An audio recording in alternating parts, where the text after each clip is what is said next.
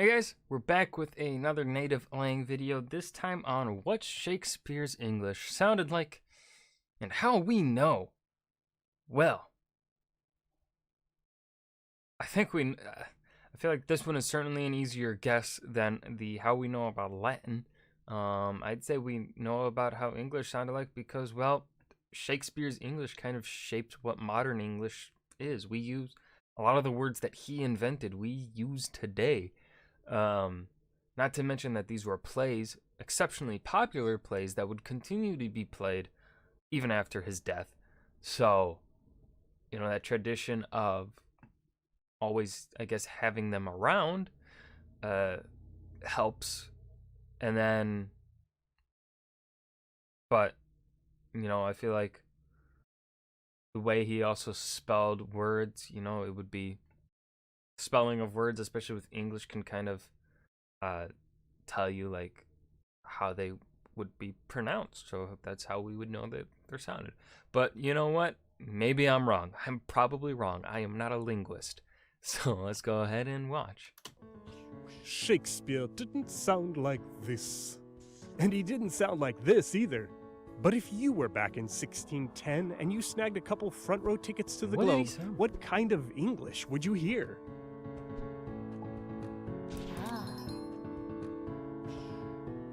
I have a confession, a tough one for a language nerd. Here goes. I never really got into Shakespeare. I remember the theater. That's reasonable though. Like, Shakespeare is hard to get into. I'm not even that into it. I don't care for Theater geeks, the girl with one hand raised, head turned, chanting lines to whom exactly? Maybe a poetry-loving squirrel. Nah, wasn't for me. I was into Legos and languages, which is how I ended up unintentionally parsing Homer in Greek before I had to face Shakespeare. Yes, had to. A class assignment. I think it was The Tempest. I skimmed just enough to pass a quiz. Then I honestly would have shelved the Bard forever, but for that one stray remark. As the theater geeks donned their best British accents, a random gadfly sneered. Heh, you know what Shakespeare really sounded like? He sounded like us. No. What?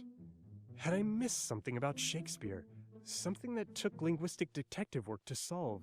Something like his poor spelling. It's there in the bad quartos secretly scribbled by some bootlegger in the audience. It's there in the good quartos in the first folio, too. Even on his own grave, dig and friend look almost childish. And his stacked they and that keep a simplified Germanic letter, thorn. This isn't his spelling. 1400. Chaucer's Wait, what do you mean it's not his spelling? English was a very readable tonga. So readable that 75 years later, Mr. Caxton imported a printing press to cash in on that readability. But one day, a merchant came to town and ordered eggs. A woman said, "Sorry, I speak no French." The merchant got mad. He wasn't speaking French, he just wanted some eggs. Someone jumped in to help. "Oh, he means airn." Caxton griped. "Lo, what should a man in these days no rate? Eggs or airn?" What? Unleash the spelling debates. How to spell knisht when it was evolving into night? Should correction have a C? And why, oh why, did Chaucer's vowels fall apart so fast? By 1600, the ongoing great vowel shift was turning E into I, A became E, and O was Oo. Welcome to early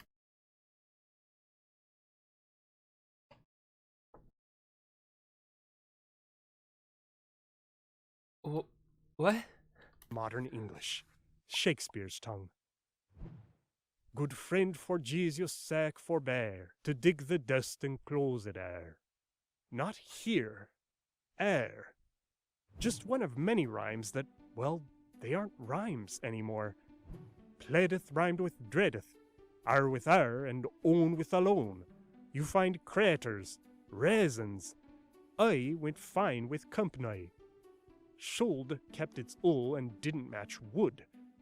Extra credit spell 2 words that sound like society and rhyme with variety. Haha. You get play and pray and say. But then the rhymes with say. So wait, were all of these actually e? Or maybe the was there. But this stuff is going right over my head. I was able to keep up a little bit with the Latin video. I am not keeping up with this. Oh my god. Well, fortunately, we find ear-witness accounts of a meat merger.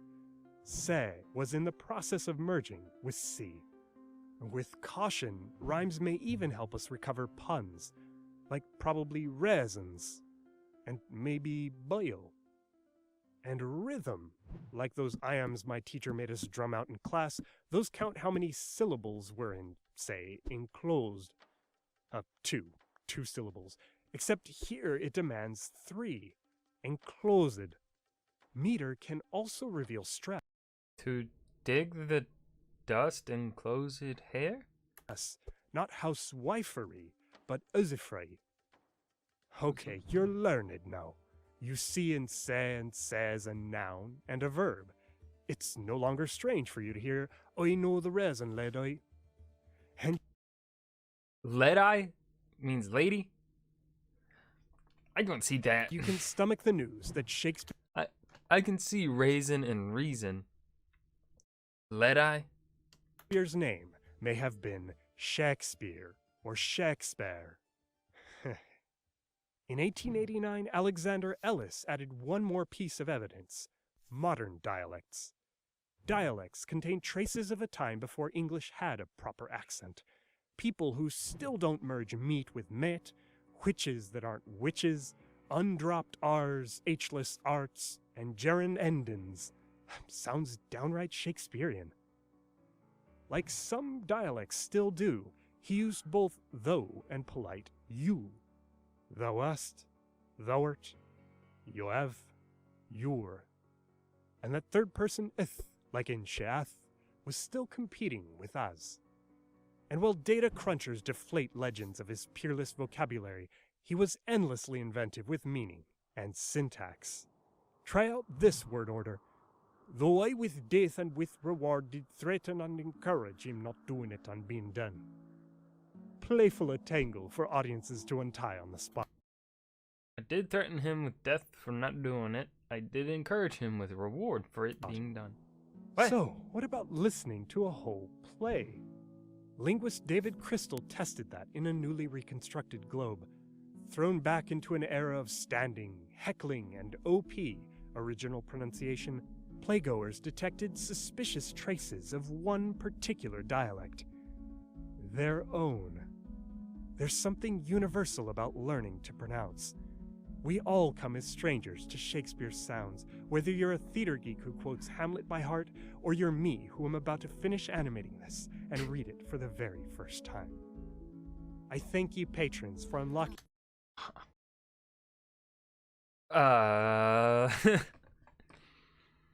Huh.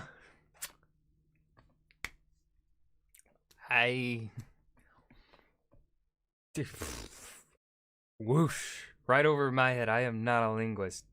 Every time I watch a video from this guy, that becomes more apparent. Wow. And I thought, I've always fancied, looking a little bit at the advancement of languages and how they've evolved over time. But my god, this guy made me feel stupid. Because I did not. This shit is just so... Wow, this is crazy. This is wild. I guess, I was completely wrong. My guess was absolutely wrong. Wow. Wow.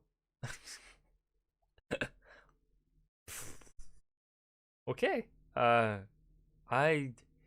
have no more words. I hope you guys enjoyed though as much as I did. Leave a suggestion down below for what you want to see me react to next. And I'll see you guys in the next video. Thank you.